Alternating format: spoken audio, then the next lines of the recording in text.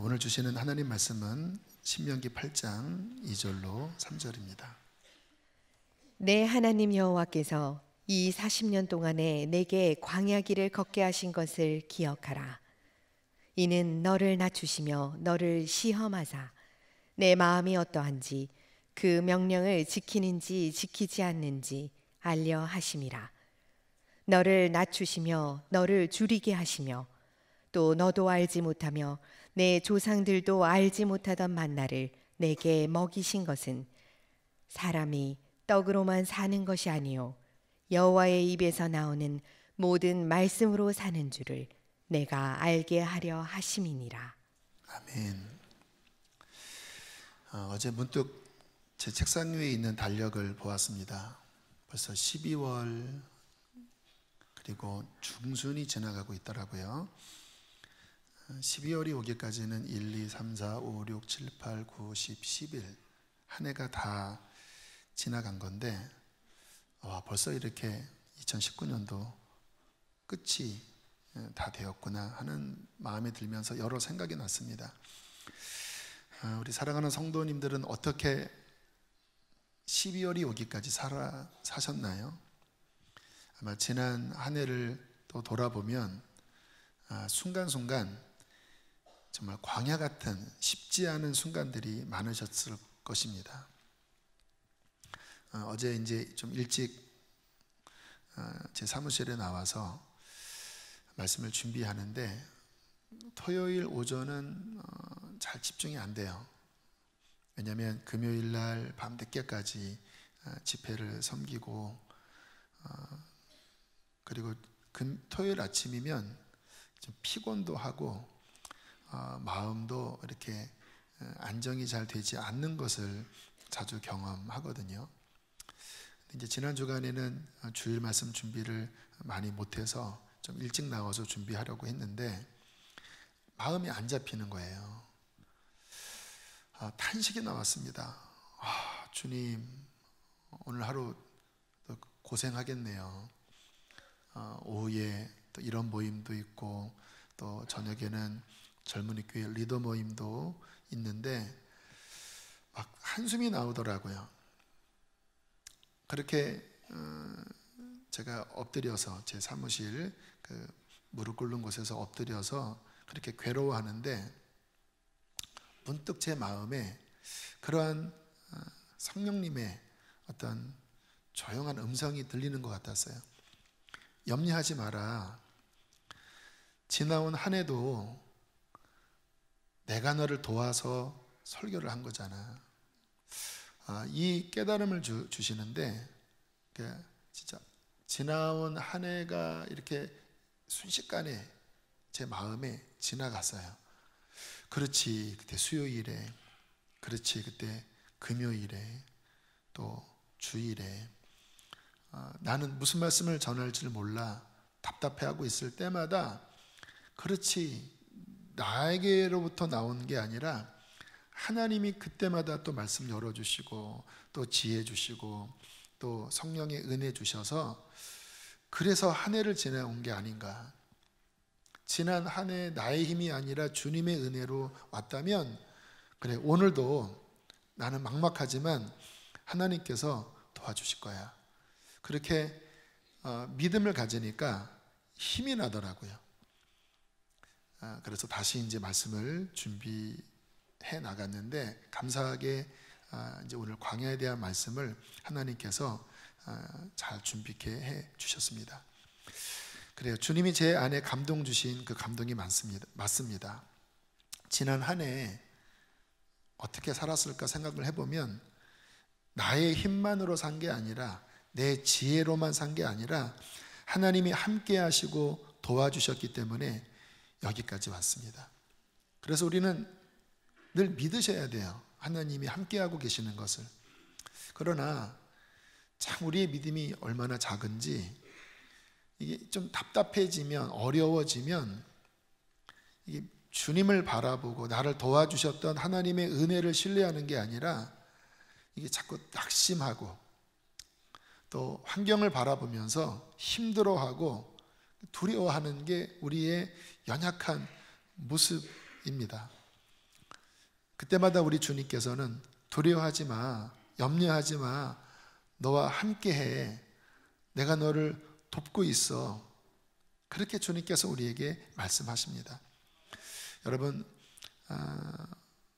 우리가 오늘 이 주님의 말씀 앞에 정말 지금 어떠한 상황에 계시든지 두려워하는 게 아니라 또 답답해하는 것이 아니라 주님만 바라보며 믿음으로 살기를 결단하는 저와 여러분 되시기를 바랍니다. 오늘 신명기 8장인데요, 굉장히 성경에서 우리에게 위로가 되고 격려가 되는 말씀 가운데 하나입니다. 이 신명기 전체는 회고록과 같은 말씀이에요. 40년 광야 고난의 시간을 다 보낸 다음에 이제 가나안 들어가기 바로 전 모압 평지에서 모세가 죽기 전에 어떤 하나님의 마음으로 지나온 40년의 기간에 왜 그런 어려움이 있었는지, 그 시간은 우리에게 무슨 의미가 있는 것인지, 하나님의 뜻은 무엇인지, 이제 앞으로 가나안에서 어떻게 살아야 하는지, 그러한 회고록과 또 앞으로 오는 그 시대에 대한 권면과 격려를 하는 말씀이 신명기예요. 그 가운데 8장은 정말 주옥 같은 말씀으로 왜 광야를 지났는지에 대한 그 의미를 설명해 주고 계십니다. 자, 2절 말씀 우리 함께 화면으로 읽겠습니다. 시작. 내 하나님 여호와께서 이 40년 동안에 내게 광야의 길을 걷게 하신 것을 기억하라. 하나님이 꽃길을 걷게 하신 게 아니라 광야의 길을 걷게 하셨는데 그것을 기억하라고 말씀을 하세요. 여러분, 광야는 하나님께서 예비하신 그런 길입니다. 근데 광야라고 하면 우리가 알고 있는 것처럼 쉽지 않은 길이에요. 그러니까 주님께서 지난 한 해 너에게 쉽지 않은 길을 허락한 그 하나님의 섭리를 기억하라 라고 말씀을 하는 거예요. 여러분, 혹시 성지순례 해본 적이 있으신가요? 이 광야는요, 이게 걷는 것 자체가 쉽지 않아요. 특히 이스라엘의 한낮의 온도는 여름에는 정말 뜨겁거든요. 작년 요르단에 갔을 때 이스라엘이 걸었던 그 광야를 제가 차를 타고 지나간 적이 있는데, 그것이 에돔 광야라고 하는 지역입니다. 근데 그 지역을 지나갈 때 목사님께서 이야기를 하시더라고요. 이스라엘 백성들이 여기서 불평했습니다. 민수기 21장 4절 함께 읽겠습니다. 시작. 백성이 호르산에서 출발하여 홍해길을 따라 에돔 땅을 우회하려 하였다가 길로 말미암아 백성의 마음이 상하니라. 요 지역을 지나갔어요. 그 에돔 변방인데 갔더니요, 바닥이 이 돌밭인 거예요. 다른 광야는 그래도 모래밭 또는 좀 평평한 그러한 흙밭이 대부분이긴 한데 이 지역에 와봤더니요, 진짜 이렇게 보기에도 좀 흉측하더라고요. 빨간색, 에돔 지역이 좀 적토거든요. 근데 거기에 돌이 울퉁불퉁 바닥에 넓게 길게 펼쳐져 있는 거예요. 야, 여기에 이스라엘 백성들이 지나갔다고 하면 정말 짜증 났겠다. 이 느낌이 확 오더라고요. 항상 그러한 자갈밭만 주신 건 아니지만 이제 이러한 길도 있었다고 하는 거예요. 여러분, 우리도 인생길을 가다 보면 광야긴 광야인데 더 울퉁불퉁한 광야길을 만날 때가 있어요. 갑자기 막 문제가 터지는데 이게 막 정신이 하나도 없는 거예요. 여기서 터지고 저기서 터지고 엎침대 덮친격. 그러니까 막 너무 힘들고 짜증이 나고 정말 살고 싶지 않은 그러한 더 힘든 광야길을 우리가 지날 때가 있어요.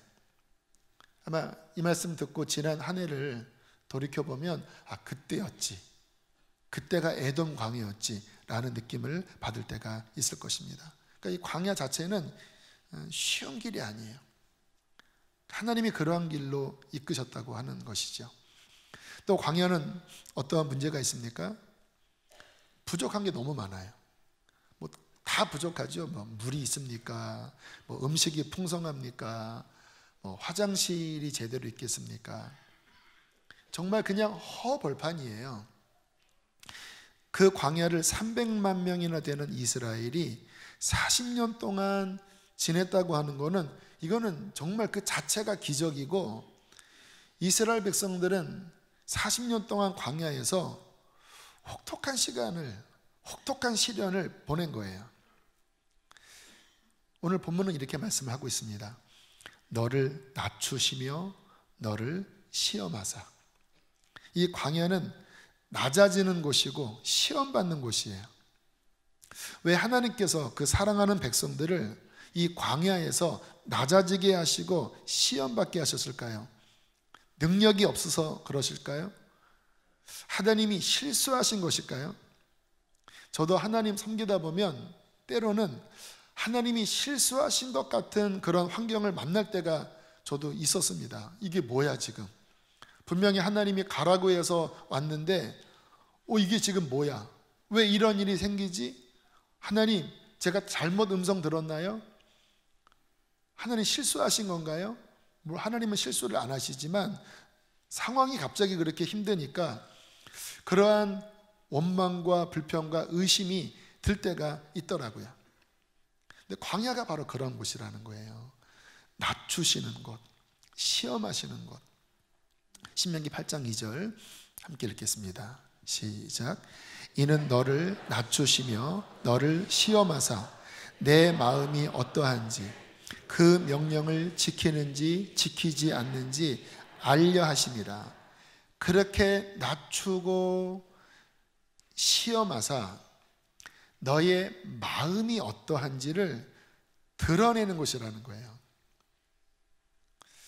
여러분, 여기 서 있는 저나 여기 앉아 계신 신앙생활 잘한다고 혹시 그런 칭송을 받는 분들이나 우리의 겉은 그럴지 몰라도요, 우리의 깊은 내면으로 들어가 보면 그렇지 않은 면들이 적지 않게 자리 잡고 있습니다.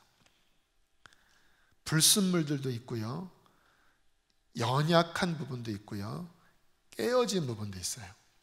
그런데 그것이 그냥 적당한 은혜로 또 적당한 것으로 포장되어 괜찮게 보인다라는 거예요. 근데 그러한 모습으로는 적당한 어려움은 감당이 돼도 진짜 그 압력이 센 그런 환경 가운데 나아가면 그 밑에 있는 그 연약함, 그 불순물들이 다루어지지 않으면요, 본 게임에 가서 깨져버려요. 그래서 하나님께서는 광야라고 하는 훈련의 시간, 연단의 시간으로 끄집어내셔서 그곳에서 낮추시고 시험하사 우리의 저 밑바닥에 있는 그 연약함들, 그 불순물들, 그런 부분들을 하나님께서 드러내시고 훈련하신다고 하는 것입니다. 그래서 이 광야의 시간은 하나님의 무능력도 아니고 하나님이 우리를 사랑 안 하시는 게 아니라 정말 우리를 사랑하셔서 우리를 준비시키시려고 하시는 하나님의 깊은 계획이 있는 그러한 장소인 것이에요. 성경을 읽어보면요, 대부분의 하나님의 사람들이 다 이 광야에서 시험을 받았어요. 잘 아시는 것처럼 다윗이 오랜 시간 광야에서 피신해 있었습니다. 그래서 광야 학교라고 하는 말을 종종 하는데 광야에서 지냈어요. 심지어는 예수님도 광야에서 40일간 줄이시고 금식하시면서 사탄의 시험 앞에 정면으로 맞선 그러한 기간을 보내셨다고 성경은 말씀하고 있습니다. 예수님조차도 광야를 지나셨어요. 사도 바울도 주님 만난 다음에 성경을 읽어보면 본격적인 사역 이전에 아라비아 광야에 3년간 머물렀다고. 거기서 뭐를 했는지는 사도 바울이 이야기하지 않아요. 그러나 아라비아 광야에 가서 3년을 지냈다고 그렇게 이야기합니다. 여러분, 이 광야는요, 하나님이 그의 백성을 훈련시키시는 곳입니다. 믿는 이들이 반드시 통과해야 할 필수 코스. 제가 병이 걸렸을 때 어떤 목사님이 저에게 그렇게 위로하시더라고요. 목사님, 지금 비록 힘들지 모르지만 이 시간을 지나면서 하나님은 목사님을 명검으로 만들어 주실 것입니다. 그렇게 위로하시더라고요. 뭐 제가 무슨 명검이 되겠습니까? 그러나 어쨌든 격려해 주시더라고요. 이 시간이 하나님이 목사님을 다루셔서 명검으로 만드는 시간이 되게 하실 것이라고. 여러분, 명검이 어떻게 만들어지지요? 뭐 영화나 드라마 보면 대장간에서 대장장이가 그 칼을 숯불 위에 올려놓고, 그래서 그 칼도 뻘겋게 달궈지잖아요.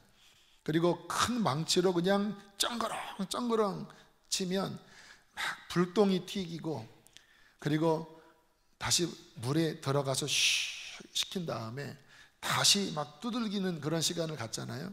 그래서 명검, 복음이 만들어지는데, 그 시간 속에서 불순물들이 제거되어지고, 그리고 칼이 더 단단해지면서 정말 명검이 만들어지는 게 바로 그러한 시간이에요. 제가 그 시간을 떠올려 보면요,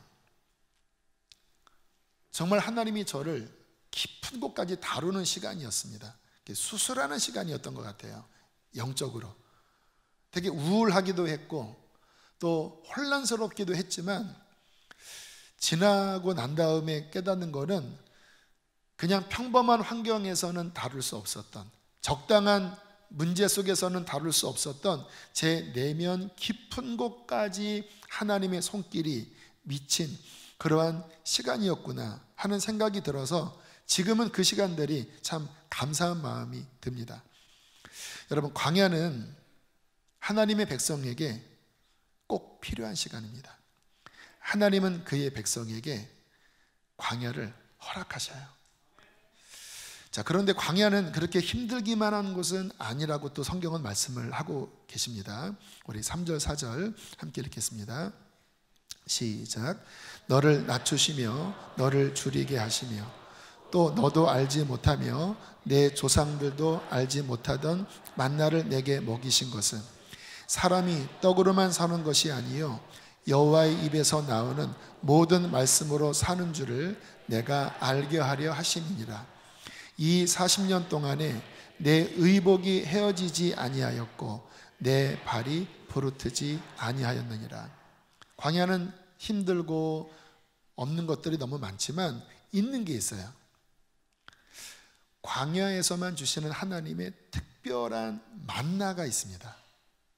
여러분, 이스라엘의 수천 년 역사 속에서 만나를 경험한 시간은 유일하게 광야 40년 기간이었어요. 그 아무것도 없는 곳에서 이스라엘 백성들이 40년을 어떻게 지내나? 근데 하나님께서는 지낼 수 있는 방편을 특별하게 예비하신 거예요. 자연적으로 음식이 만들어질 수 없었기 때문에 초자연적인 하나님의 방법으로 40년 동안 안식일을 제외하고는 매일 아침마다 들판에 만나가 수북히 쌓이게 하신 거예요. 뿐만 아니라 오늘 4절에 보니까 이 40년 동안에 내 의복이 헤어지지 아니하였다. 여러분, 그 당시의 옷은 지금보다 훨씬 낡기 쉬운 재질이잖아요. 자연 직조물로 만들었기 때문에 뭐 불과 얼마 지나지 않으면 곰팡이 쓸고 그리고 다 헤어집니다. 그런데 주님께서 40년 동안에 내 의복이 헤어지지 아니하였다. 초자연적인 일이 벌어진 거예요. 그리고 발이 부르트지 않았다고 말씀을 해요. 아까 그 광야 에돔길을 지나면서 이스라엘 백성들의 마음이 상했다고 그랬잖아요. 근데 잘 보셔야 합니다. 발이 상한 게 아니에요. 발은 하나님께서 그들을 안고 가신 거예요. 그 신명기에 보면 이 광야에 아버지가 아들을 안음과 같이 내가 너희 행로에 너희를 안아 이곳까지 이끌었다라고 하는 말씀이 나오거든요. 그러니까 비록 힘들지만 하나님의 은혜가 이스라엘의 발걸음마다 함께 하신 건데 그들은 마음이 상해버렸어요. 언제까지 이 길을 가야 되나? 또야 지긋지긋하다. 도대체 하나님은 어디 계신 거야? 그 발걸음을 내릴 때마다 주님이 내가 여기 있어, 좀만 참어, 너 인내해, 너한테 필요한 시간이야 하고 발이 상하지 않도록 하나님께서 붙들어 주셨지만 그들이 하나님을 바라보지 않고 그냥 환경에 매몰되어 막 불평하기 시작할 때 그들의 마음이 상해버린 거죠. 여러분, 광야는 하나님의 보호가 있는 것입니다. 그래서 광야의 기간을 지나면서 환경의 마음을 빼앗기시면 안 돼요. 비록 환경은 이렇지만 하나님의 깊은 은혜가 나와 함께하고 계셔. 그것을 믿음의 눈으로 바라본다면 우리는 그 광야를 감사함으로 지낼 수 있을 것입니다. 이 광야의 특별한 은총 가운데 하나가 하나님의 임재에 대한 깊이입니다. 광야에서는 하나님을 더 깊게 만나지더라고요. 왜냐하면 마음이 가난해서 그런 것 같아요.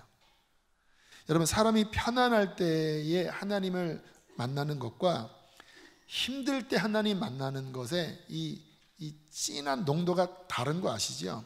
편안할 때도 하나님 만나지만 깊게 들어가지 못합니다. 왜냐하면 간절함이 별로 없어요. 그렇잖아요.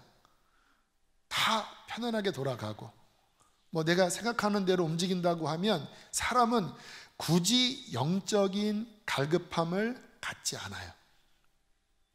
그러나 아무것도 없고 내 앞에 힘든 일을 만날 때 그 마음이 점점 가난해지면서 하나님을 향한 목마름이 생깁니다. 주님께서 마음이 가난한 자가 복되다, 또 의에 주리고 목마른 자가 복되다, 애통하는 자가 복되다라고 말씀하신 그 복 있는 마음 상태가 되는 거예요. 그래서 이 광야에서는요, 하나님을 찾기만 하면 평안한 환경 중에서보다 더 진하게 하나님의 임재를 경험해요. 그래서 다윗의 시편을 보면 하나님을 깊게 만난 시간들은 다 광야에서였습니다. 그 시편 읽어보면 그 위에 제목이 있는 그 시편이 있거든요. 그런데 하나님을 깊게 만난 시편의 제목은 거의 다 광야에서, 유다 광야에서 사울에게 쫓김을 당할 때, 동굴에 숨어 있을 때, 다 광야가 그 배경입니다. 시편 63편 1절도 역시 광야에서 쓴 시인데요, 함께 읽어보시겠습니다. 시작. 하나님이여, 주는 나의 하나님이시라. 내가 간절히 주를 찾되 물이 없어 마르고 황폐한 땅에서 내 영혼이 주를 갈망하며 내 육체가 주를 앙모하나이다. 물이 없어 마르고 황폐한 땅에서, 이 메마른 광야에서, 의지할 것 없는 이 상황 가운데서 나의 영혼은 주님을 갈망하며 주님을 앙모합니다. 그래서 요 뒤에 나오는 절들은요, 내 영혼이 골수와 기름으로 만족함같이 내가 주님으로 만족합니다. 이러므로 내가 두 손을 높이 듭니다. 거기에 뒤에 있는 말씀이에요. 근데 광야에서 그 어려움 가운데, 그 갈급함 가운데 하나님을 찾았기 때문에 그 은혜를 받은 것이죠. 욥 역시 광야에서 불같은 시험을 만났는데 그 시험을 다 통과한 후에 했던 욥의 고백이 바로 이와 같은 고백입니다. 42장 5절 함께 읽겠습니다. 시작. 내가 주께 대하여 귀로만 이제는 눈으로 주를 배옵나이다. 와, 얼마나 귀한 결과입니까? 욥이 부자였을 때, 자식들이 잘 나갔을 때, 자신의 원하는 대로 움직였을 때는 물론 그래도 동방의 의인으로 하나님을 잘 섬겼지만 그가 알고 있는 하나님은 귀로만 듣는 하나님이었어요. 그런데 그 혹독한 시험을 다 지난 다음에 그가 마지막 했던 고백은 무엇입니까? 이제는 눈으로 주를 배웁나이다. 하나님의 임재가 이 광야를 통과하면서 그에게 더 깊게 다가왔다는 거예요. 여러분, 성경의 이야기는요, 유심히 보면 대부분 광야의 이야기입니다. 하나님께서 그의 백성을 광야로 부르시고 광야에서 만나주시는 이야기. 왕국에서 만나시는 일은 거의 없어요. 광야로 부르시고 광야에서 만나주시는 이야기. 2011년 개척 나올 때 두려움도 있었고 염려도 있었지만, 제가 그 두려움과 염려를 돌파할 수 있었던 제 깊은 동기가 하나 있습니다. 저는 이러한 마음으로 두려움과 염려를 이겼어요. 자, 이제 개척을 하면 나는 광야로 가는 거야. 앞으로 어떻게 될지도 모르고, 목회가 성공할지 실패할지도 모르고, 제가 이제 첫 번째였기 때문에 요즘 시절 어려운데, 그래, 나는 광야로 가게 되는 거야. 광야에 가면 나는 하나님을 더 깊게 만날 수 있어. 이게 그렇게 좋더라고요. 그래서 두려움이 몰려올 때마다, 아니야, 광야에서 하나님 만나면 돼. 편안한 환경보다 이 광야에 가면 나는 하나님을 더 만날 수 있어. 나는 그거를 기대해. 이 소원 때문에 제가 나가겠습니다. 제가 먼저 시작하겠습니다라고 손을 든 거예요. 제가 이러한 마음을 가진 이유는 실은 30대 초반에 개척교회를 했을 때 되게 힘들었거든요. 지금 생각해 보면 지금보다 여러 면에서 훈련이 안 된 상황에 개척교회를 하니까 정말 단내날 정도의 막 힘든 것들이 있었거든요. 근데 그때 제가 경험한 은혜 중에 하나는 위로였습니다. 그때 제가 받은 하나님의 위로를 생각을 해보면 그 이후에 그와 같은 은혜를 받은 적이 저는 별로 없었어요. 영적으로도 수준이 낮고 여러 가지로 부족했지만, 그 광야에 내몰려서 막 하나님을 찾을 때 그때 다가오신 하나님의 위로, 그게 그립더라고요. 또 그때 주님이 궁핍하니까 정말 이렇게 만나를 다양한 방식으로 주셨어요. 그때 생각을 해보면 쌀 한 포대가 들어오고, 또는 누군가로부터 후원금이 들어오고, 그때 제가 받았던 것들은 그렇게 큰 것들은 아닌데, 하나님이 그 작은 것들을 통해서 내가 너와 함께해, 내가 너의 탄식을 듣고 있어, 그런 하나님의 위로와 격려를 받았거든요. 그 만나를 통해서. 그리고 그때 그 하나님과 가졌던 그 친밀함, 저는 그 시간들이 굉장히 그리웠습니다. 그래서 광야를 나간다고 생각을 할 때 그러한 기대감이 있었습니다. 하나님, 저 광야 이제 나갑니다. 저는 광야에서 하나님 더 만날 것입니다. 그러한 마음으로 2011년 광야의 길을 시작을 했습니다. 물론 하나님께서 그런 마음으로 나와서 그런지 광야에서 은혜도 주셨지만, 또 하나님께서 신속하게 또 모든 것들을 이렇게 축복으로 채워주셨어요. 아무튼 우리가 기억해야 될 것은 광야는 나쁜 것이 아니에요. 자꾸 우리가 인간적인 생각을 돌리니까 힘들지, 영적으로 생각을 해보면 그 어느 곳보다 하나님과 가까이 있는 곳이 광야입니다. 자, 마지막으로 광야는요, 광야가 끝이 아니에요. 신명기 8장 15절 16절 함께 읽겠습니다. 시작.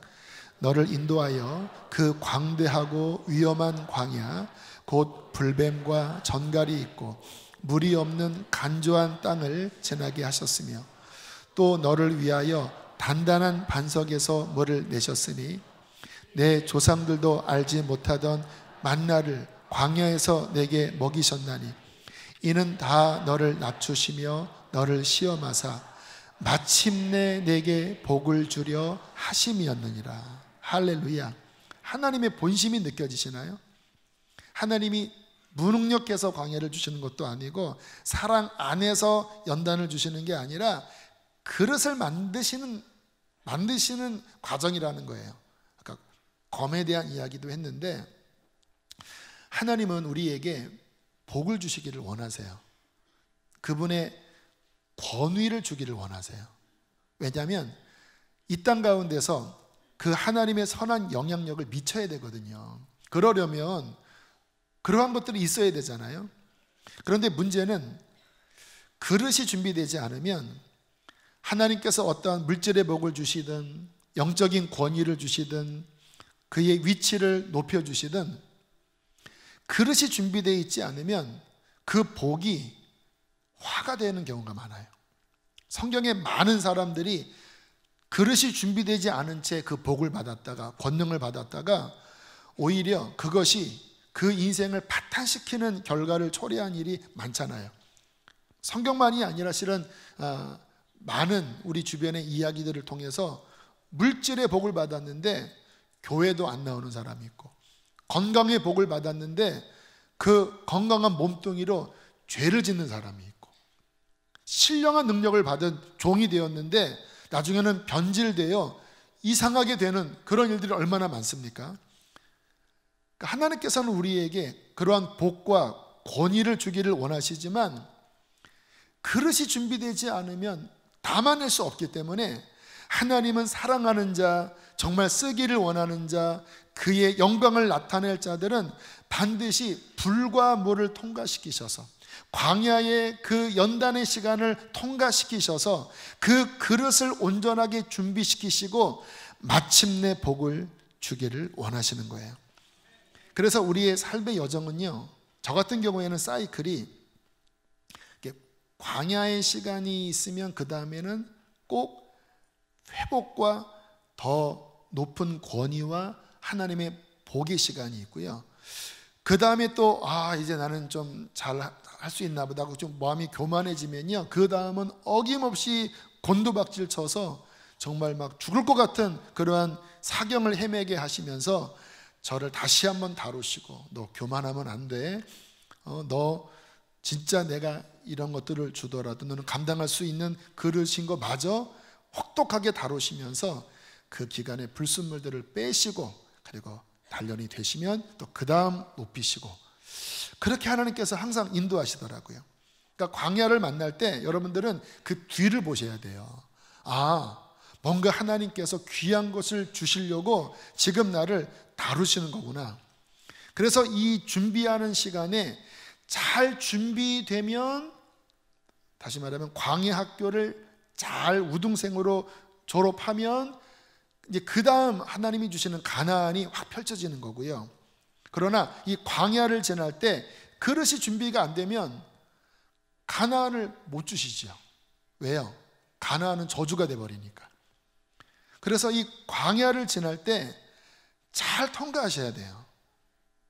이 다음에 뭔가 있구나 깨달으셔야 되는데, 어떻게 통과해야 되는지 두 가지만 말씀을 드립니다. 첫 번째는 감사하셔야 합니다. 여러분, 다윗은 광야에서 하나님을 찬양했어요. 그래서 가장 위대한 인물이 된 거예요. 광야에서 비록 어렵지만 하나님의 은혜를 기억하고 더 감사하고 더 찬양하고 더 하나님을 예배해야 합니다. 그래서 광야를 만나면 예배하는 곳을 찾으십시오. 새벽에도 나오시고 금요 성령 집회도 나오시고. 왜냐하면 광야를 통과하는 이 비결은요, 예배를 통하여 하나님의 은혜를 입고 예배를 통하여 하나님의 어떠한 성령의 깨달음이 임해야 광야가 뚫어지는 거거든요. 그래서 광야 가운데서는 더 예배하고 더 의지적으로 감사하고 찬양해야 되는 거예요. 두 번째, 광야에서는 더욱 기도해야 합니다. 예수님도 광야에서 금식하셨어요. 예수님의 이 광야는 광야에서 시험당하셨다고 성경이 말씀하는데, 우리 온 인류가 겪은, 또 인류가 겪을 그 시험을 예수님께서 대표격으로 광야에서 이것을 겪으신 거거든요. 근데 주님께서 그 광야를 지나실 때 금식하시면서 전적으로 기도하시면서 이 광야를 통과하시고 사탄과 싸우신 거예요. 그러므로 우리가 광야를 만났다고 하면 자꾸 이렇게 분주하게 다니시면 안 돼요. 막 힘드니까 막 이 사람 찾고 저 사람 찾고 막 그렇게 돌면요 진짜 뺑뺑이 돕니다. 이스라엘이 그 광야에서 잘못된 반응을 보였기 때문에 2년 만에 통과할 것이 40년이나 걸렸거든요. 저희 교회 이렇게 지나오면서 몇 번 어려움이 있었잖아요. 그때 제가 어떻게 교회에 선포했는지 잘 보셔야 돼요. 문제가 생기자마자 우리 회개합시다. 그리고 작전기도 들어갑시다. 약복강 철야기도 합시다. 막 계속 기도 선포하면서 어쨌든 하나님 앞에 엎드리려고 몸부림쳤어요. 왜냐하면 광야를 통과하는 열쇠는 기도밖에 없습니다. 하나님은 기도할 때 이 광야를 열 수 있는, 가나안을 열 수 있는 하늘의 열쇠를 허락하여 주시는 것입니다. 자, 2019년도도 그렇게 우리는 각자의 크고 작은 광야를 지나 여기까지 왔습니다. 여러분 잘 통과하셨나요? 새해를 축복합니다. 새해에는 꽃길만 있지 않을 것입니다. 하나님이 사랑하시니까 감당할 만한, 또 정말 우리에게 주기를 원하시는 그 가나안을 받을 만한 광야를 하나님께서는 크고 작은 것을 허락해 주실 거예요. 주의 이름으로 권면합니다. 그 기간을 지날 때 감사하십시오. 기도하십시오. 그리고 순종하십시오. 광야 학교를 그렇게 우수한 성적으로 졸업하게 될 때 하나님께서는 마침내 가나안을 허락하여 주실 것입니다. 함께 우리 시간 찬양하시겠습니다. 찬송가 391장 1절과 3절.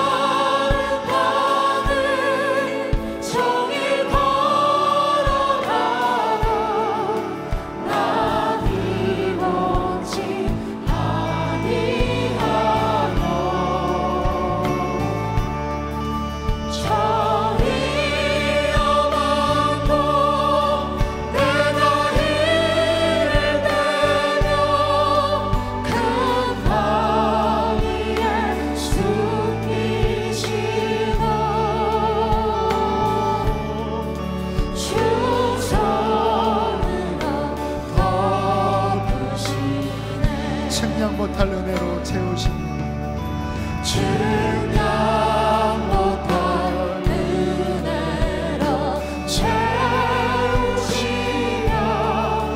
늘 성령에 감아주사 큰 기쁜 주 주님을 찬양하노라. 내 생활을 도우시네.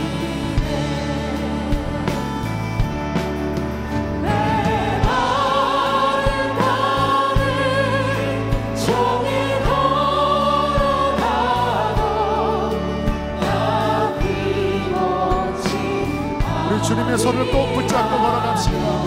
저 위험한 곳 내가 이르기를 저 위험한 곳 내가 이르되며 큰 바위에 숨기시고 주 손으로 덮으시네. 시간 기도합시다. 주님, 주의 손을 꼭 붙잡고 걸어가겠나이다. 광야에서도 하나님을 깊게 만나게 하여 주시고, 내가 더 단련되어지게 하여 주시고, 하나님의 온전한 그릇으로 내가 만들어지게 하여 주시옵소서. 우리 주여 크게 한번 부르시고 기도하시겠습니다.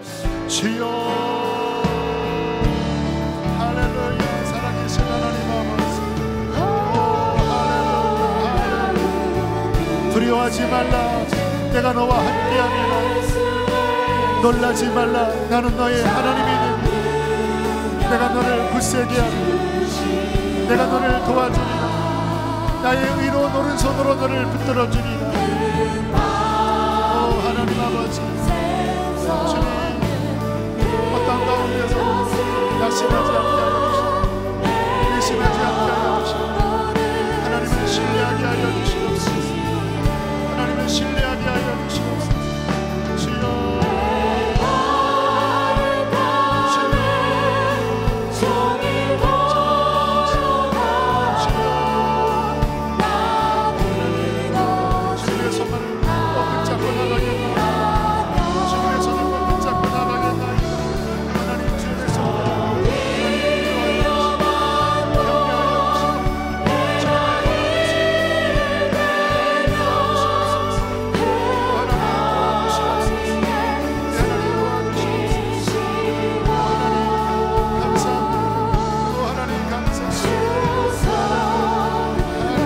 우리 후렴 다시 한번 다 같이 고백하겠습니다. 메마른 땅을 종일 걸어가도 메마른 땅을 종일 걸어가도 나 비먹지 아니하며 저 위험한 곳 내가 이를 빼며 큰 바위에 숨기시고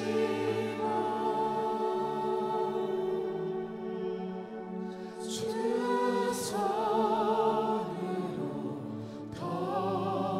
우리 화음을 넣을 수 있다면 다시 한번 화음을 넣어서 고백할까요? 메마른 땅을 종일 걸어가도 메마른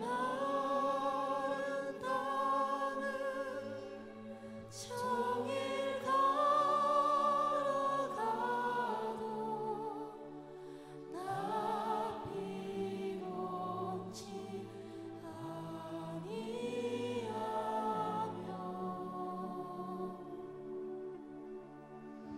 저 위험한 곳 내가 이를 빼며 큰 바위에 숨기시고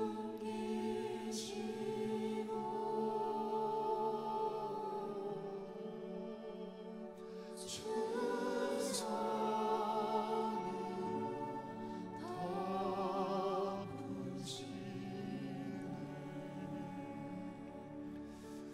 하나님이 우리의 손을 붙잡고 계십니다. 하나님이 우리의 걸음을 인도하고 계십니다. 그분은 우리의 강한 아빠 아버지가 되십니다. 살아계신 하나님, 주님을 신뢰합니다. 주님을 의뢰합니다. 지나온 한 해도 하나님의 은혜 때문에 여기까지 왔습니다. 하나님, 다가오는 2020년도 주님의 손만을 꼭 붙잡고 가겠나이다. 이 시간 성령의 위로하심과 강하게 하심이 사랑하는 성도들의 심령을 붙잡아 주시고 믿음과 소망과 사랑으로 하나님 늘 기뻐하며 감사하며 기도하며 승리케 하여 주시옵소서. 귀한 예물 봉헌합니다. 하나님 기쁘게 허명하여 주시고 한 주의 광야 같은 세상 속에서의 일터도 승리케 하여 주시옵소서. 이제는 우리를 죄에서 건지신 예수 그리스도의 은혜와 하늘아버지의 그 크신 사랑하심과 성령의 교통하심이 주님의 손을 꼭 붙잡고 세상으로 광야로 나아가는 주의 백성들에게 영원토록 함께할지어다. 아멘.